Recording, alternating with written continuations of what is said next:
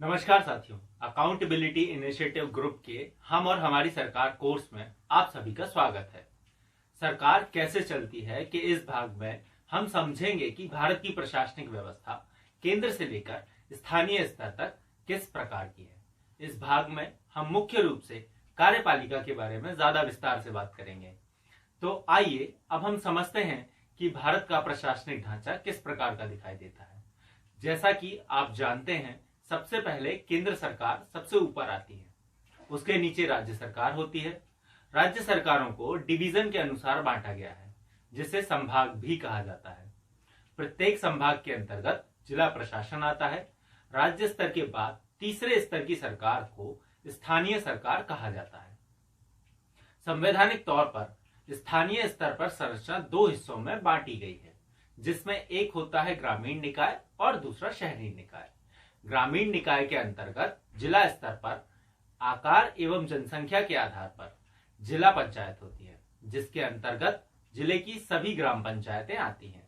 उसी तरह से जिला पंचायत के नीचे पंचायत समितियां होती हैं और पंचायत समितियों के नीचे ग्राम पंचायतें होती हैं। वहीं दूसरी तरफ शहरी निकाय के अंतर्गत भी जनसंख्या एवं क्षेत्र के आधार पर नगर निगम, नगर परिषद एवं नगर पालिका होती है एवं इन सभी के अंतर्गत कुछ वार्ड होते हैं। तो मोटे तौर पर हमने देखा कि केंद्र से लेकर स्थानीय स्तर तक का प्रशासनिक ढांचा किस प्रकार का दिखाई देता है। आइए अब हम आगे इसी प्रशासनिक ढांचे के प्रत्येक स्तर की संरचना को और गहराई से समझने की कोशिश करते हैं। जैसा कि आप देखें तो स्लाइड में दो अलग अलग रंगों का इस्तेमाल किया गया है। हल्के भूरे रंग के बॉक्स का मतलब है कि ये वो लोग जो प्रत्यक्ष अथवा अप्रत्यक्ष निर्वाचन प्रक्रिया के द्वारा केंद्र स्तर पर विद्यमान होते हैं, तथा लाल रंग के बॉक्स का अर्थ है कि ये वो स्थायी नौकरशाह अथवा अधिकारी हैं जो केंद्रीय सेवाओं के माध्यम से चयनित होकर केंद्र स्तर पर अपनी सेवाएं प्रदान करते हैं। इन दोनों को दिखाने का मकसद यही है कि ये दोनों एक साथ जुड़कर सरकार को चलाने का काम करते हैं। इसी तरह से हमने केंद्र से लेकर आगे स्थानीय स्तर की संरचना को दिखाने की कोशिश की है। तो आइए सबसे पहले हम बात करते हैं केंद्र स्तर की। कार्यकारी शाखा का मुख्य कार्य दैनिक प्रशासन की जिम्मेदारी का होता है। हमारे संविधान के अनुसार केंद्र स्तर पर राष्ट्रपति का पद सर्वोच्च माना गया है। राष्ट्रपति सभी सेनाओं के प्रमुख होते हैं तथा मुख्यतः सभी कामों में प्रधानमंत्री के साथ तालमेल कर काम करते हैं। केंद्र स्तर पर राष्ट्रपति, उपराष्ट्रपति, प्रधानमंत्री और उसके अंतर्गत केंद्रीय मंत्रिपरिषद, मंत्रिमंडल एवं केंद्रीय सचिवालय आते हैं। केंद्रीय मंत्रिपरिषद और मंत्रिमंडल का अपना अपना सचिवालय होता है, जिनका पूरा कार्य वहां पर बैठे सचिव ही करते हैं। इसके अंतर्गत केंद्रीय मंत्रिमंडल को सहयोग करने के लिए एक मुख्य सचिव होता है। इसी तरह से केंद्र स्तर पर सभी मंत्रियों को सहयोग देने के लिए संबंधित सचिव होते हैं, जो केंद्र की योजनाओं एवं आदेशों को कार्यान्वित करते हैं। वहीं अगर राज्य की बात करें तो प्रत्येक राज्य में एक राज्यपाल होते हैं। जिस तरह से केंद्र स्तर पर राष्ट्रपति की भूमिका होती है, लगभग उसी तरह से राज्य स्तर पर राज्यपाल की भूमिका होती है। राज्यपाल राज्य का प्रथम व्यक्ति होता है, लेकिन वास्तविक कार्यकारी शक्तियां मुख्यमंत्री और उनके मंत्रिमंडल के अधीन होती है। मुख्यमंत्री एवं मंत्रिमंडल को सहयोग करने के लिए मुख्य सचिव होते हैं, जो कि आमतौर पर वरिष्ठ आईएएस अधिकारी होते हैं। साथ ही अलग अलग मंत्रालयों और विभागों की कमान संभालने के लिए विभिन्न स्तरों पर अलग अलग सचिव तथा निदेशक जैसे अधिकारी होते हैं, जो राज्य स्तर पर सरकार को चलाने में अपनी अहम भूमिका निभाते हैं। जैसा कि मैंने आपको पहले भी बताया कि राज्य को उसके आकार के अनुसार डिवीजन अथवा संभाग में बांटा गया है, जिसके प्रमुख अधिकारी संभागीय आयुक्त होते हैं।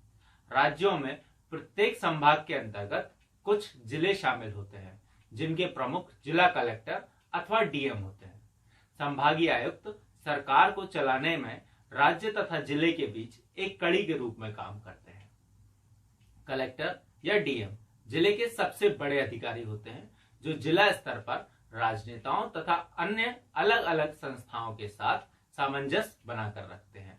जिले का मुखिया होने के नाते सभी विभागों जैसे पंचायती राज, शिक्षा, स्वास्थ्य, पुलिस, कृषि, सिंचाई एवं विद्युत विभाग आदि से उनके काम की रिपोर्ट लेते हैं तथा आवश्यक निर्देश देते हैं। 2 या 2 से अधिक विभागों में होने वाले काम को लेकर विवादों में अध्यक्षता करने का काम भी करते हैं। कलेक्टर के अलावा सभी विभागों के अधिकारियों को भी अपने अपने विभाग के कार्यों को चलाने की पूरी जिम्मेदारी होती है, जो ब्लॉक स्तर के अधिकारियों के साथ नियमित तौर पर बैठकों अथवा अन्य माध्यमों से विकास कार्यों की रिपोर्ट लेते हैं। प्रत्येक विभाग के जिला अधिकारियों को समय समय पर अपने कार्य की रिपोर्ट कलेक्टर के साथ साझा करनी होती है।